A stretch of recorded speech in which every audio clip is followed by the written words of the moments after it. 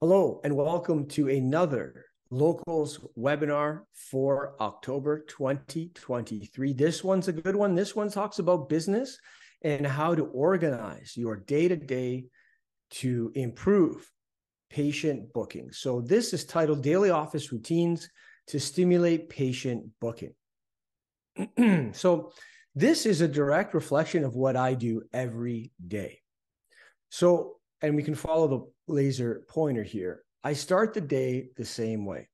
The first thing that I do with my front desk, or if I'm by myself on my own, is review my patient list for the day. So today was Monday, reviewed the patient list, going through all of the, because many times I come across patients I'm not familiar with that I have not seen in a while. And I'll look them up and I'll say, okay, who's that patient? When were they in last? I have a policy in my office. If they haven't been in 1 year, I charge them a reassessment fee. And that reassessment fee is there because typically I have to spend a little bit more time figuring out, okay, I saw you last 3 years ago. You were supposed to have knee surgery. Did you have knee surgery? Just updating their file and getting up to speed on anything new or important that has happened in their health.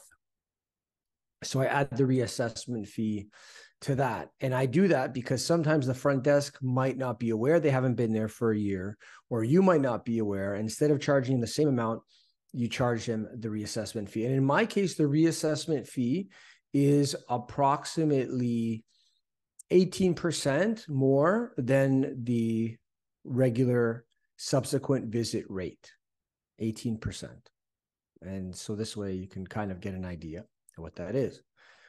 And the other thing that I do is the last thing I wrote is review additions to the rebooking list. So I have a rebooking list. So if a patient who is booked cancels, they call in and say, hey, I can't make it today. I'm going to have to call back. That person's name, if they don't rebook at that time, goes on a rebooking list. I'm going to talk more about that rebooking list in a moment.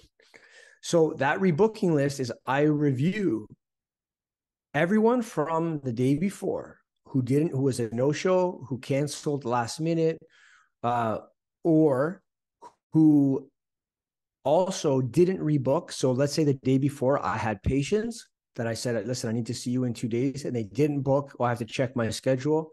They go on that rebooking list because weekly, we follow up on that patient, and we're going to get into what we do because we need to stimulate patient booking. Sometimes when patients or have to cancel and they say they're going to rebook, sometimes they're just saying that because maybe they feel better. They don't think they need to come in or financially they can't do it. But the majority of the time, those patients will rebook.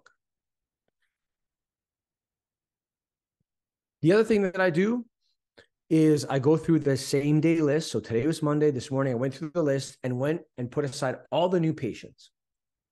Now, everyone gets a reminder text message or call the day before their appointment. So today is Monday. Saturday, everyone received a reminder text or a reminder phone call based on their preference about their appointment on Monday. New patients included. So what we do for the new patients, so this morning, what we did is we called all of the new patients or text messaged them and said, hey, FYI, just to remind you, your appointment today with Dr. Lombardi at 12:30. Because two things happen here that are important. One, it reminds them so they're less likely to miss. Sometimes people are busy, you know how it is, and they totally miss. Usually if they're in pain, they don't miss because the pain reminds them of the appointment. That's a reminder. Secondly, we call and remind them, and let's say they were planning on not showing up anyway or calling to cancel, at least we get ahead of it. And then I have a cancellation list. I can plug people in there because the last thing you want to do is have a no-show patient and you're sitting there and you could have filled them in or you could have left early or whatever. So we have to work as hard as maintaining our schedule as we do on building our schedule.